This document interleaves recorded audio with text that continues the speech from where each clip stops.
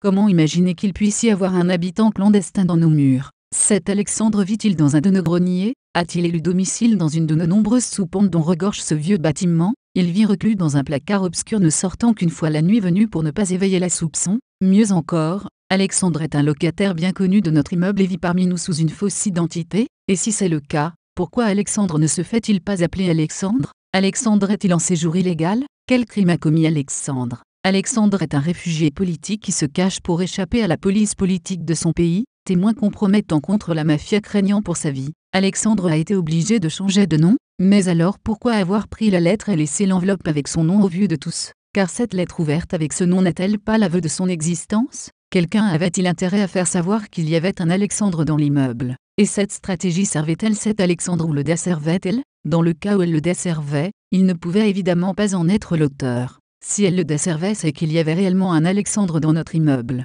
Y a-t-il un vrai Alexandre qui se cache sous un faux nom qui n'est pas Alexandre? Par contre, si elle le servait, c'est qu'il n'y avait pas d'Alexandre chez nous. Y a-t-il un faux Alexandre qui se cache sous son vrai nom qui n'est pas Alexandre? Cette stratégie était beaucoup plus difficile à cerner. S'il n'y avait pas d'Alexandre, pourquoi essayer de faire croire qu'il y en avait un? Sans doute pour focaliser toute l'attention sur un Alexandre qui n'existe pas pour faire oublier quelqu'un d'autre. Et qui était ce quelqu'un d'autre qui n'était pas Alexandre et qui voulait se faire oublier? Alexandre serait-il une femme? Oui mon colonel, il y a plus de 6 ans et nous n'avons jamais élucidé ce mystère. Non, à ma connaissance il n'y a plus eu de courrier adressé à cet Alexandre. Non merci mon colonel, mais vous semblez oublier que je suis une voix synthétique et que je n'ai jamais soif.